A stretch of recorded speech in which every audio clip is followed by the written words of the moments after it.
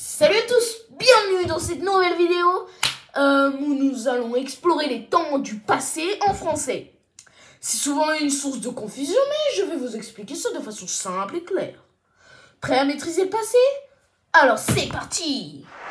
Alors, le temps numéro 1, c'est le passé composé.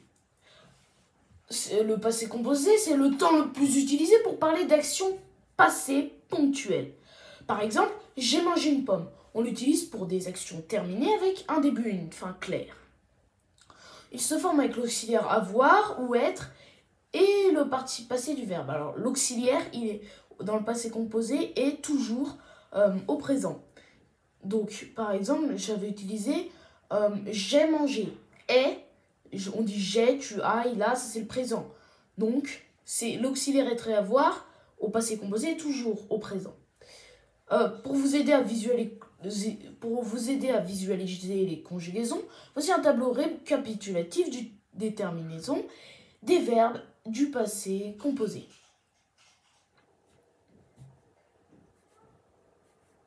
Par exemple, au lieu de simplement dire j'ai mangé, varions les plaisirs. Hier, j'ai mangé une pizza délicieuse. La semaine dernière, j'ai mangé dans un restaurant italien. Quand j'étais petit, j'ai mangé beaucoup de bonbons. Ça tourne toujours autour de j'ai mangé et pourtant c'est très diversifié. Temps numéro 2, c'est l'imparfait. On l'utilise pour décrire des actions passées qui durent, des habitudes ou des descriptions dans le passé. Par exemple, quand j'étais petit, je jouais au foot tous les jours. Donc c'est le temps des descriptions et des actions non terminées dans le passé. Voici un tableau des déterminaisons de l'imparfait. Par exemple, il pleuvait des cordes. Les enfants jouaient dans le jardin où chaque été, nous allions à la plage. Alors, le troisième point, c'est le plus que parfait.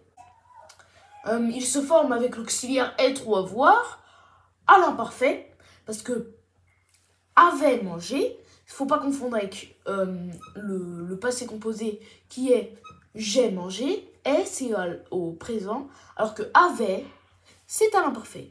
Et donc, il y a l'auxiliaire à l'imparfait et le participe passé. Il sert à exprimer une action passée qui a lieu avant une autre action passée.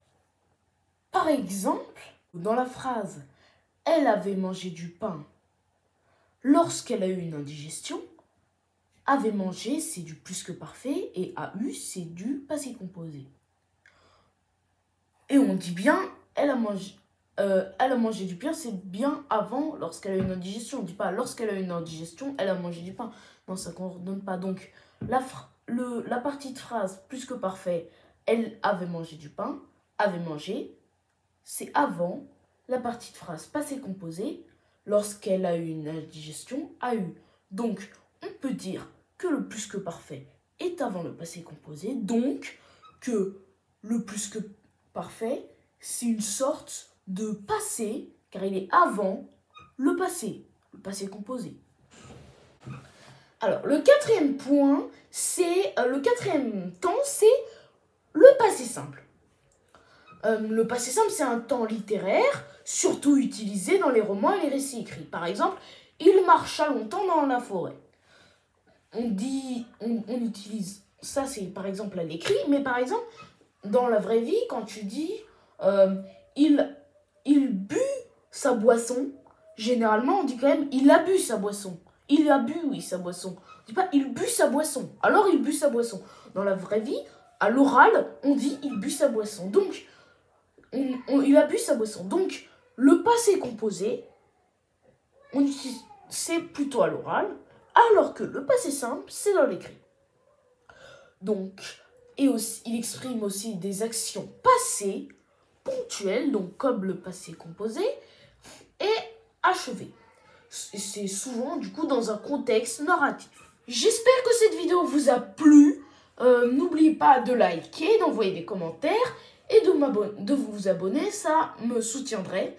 Et comme ça, je pourrais continuer de vous partager mon savoir par des vidéos YouTube. Salut, à la prochaine vidéo!